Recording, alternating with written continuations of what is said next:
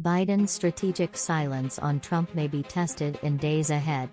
When Joe Biden was asked on Friday morning about the impact that the indictment of his White House predecessor and political rival Donald Trump would have on America, the U.S. president had an emphatic response: no comment. "I'm not going to talk about Trump's indictment," Biden elaborated after being pressed several times by reporters. Biden was continuing a strategy his White House has honed on Trump over 2 years: silence is golden. Now that Trump has been indicted in a New York hush money case, White House officials indicate they plan to follow the same keep quiet and carry on playbook. That plan could be tested in the days ahead, as Republicans rally around Trump, attack the U.S. judicial system, and some, including Representative Marjorie Taylor Greene of Georgia, make plans for a New York City protest on Tuesday, the day the former president is due in court in Manhattan, that some fear could turn violent. Biden, a Democrat, won the presidency in 2020 by directly attacking Trump, promising to restore the soul of America after his predecessor's chaotic 4 years in office. As president, Biden has lambasted the former president's Make America Great Again, MAGA, allies and policies, but rarely Trump himself. Democratic strategists said the deliberate silence by Biden and his team made political sense.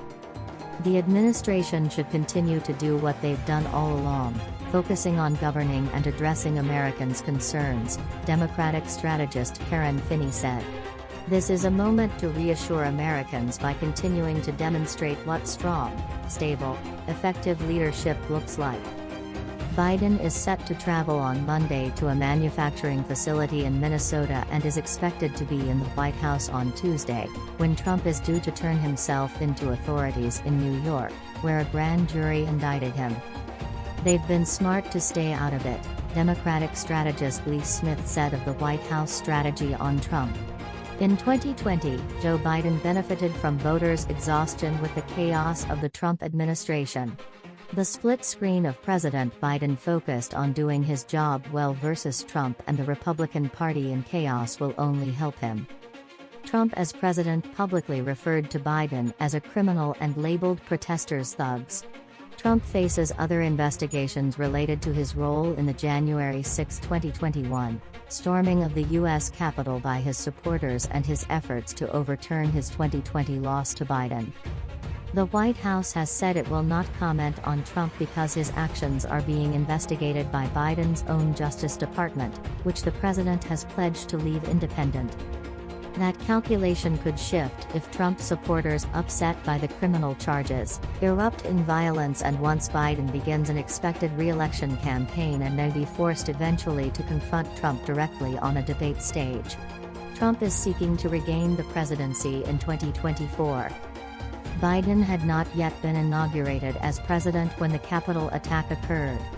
On that day, Biden urged Trump to call off the rioters, asking him on social media to go on national television now to fulfill his oath and defend the Constitution.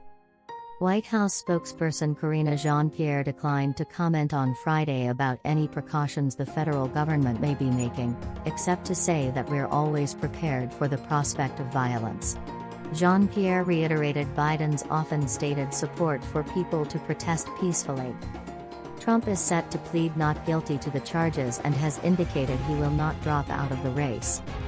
Biden views his predecessor as stoking a dangerous movement, and his warnings about MAGA extremism are heartfelt, according to 2 people who have spoken with the president recently. Democratic strategist Donna Brazile noted that Biden has not yet officially declared himself a candidate for the 2024 election and did not need to comment on Trump's predicament. President Biden is not a candidate, and while he may or may not have an opinion, I see no reason for the president to put his hands on the scales of justice of another branch of government, Brazile said. That's today's latest news. Don't forget to subscribe, like, and comment so that this channel can continue to exist.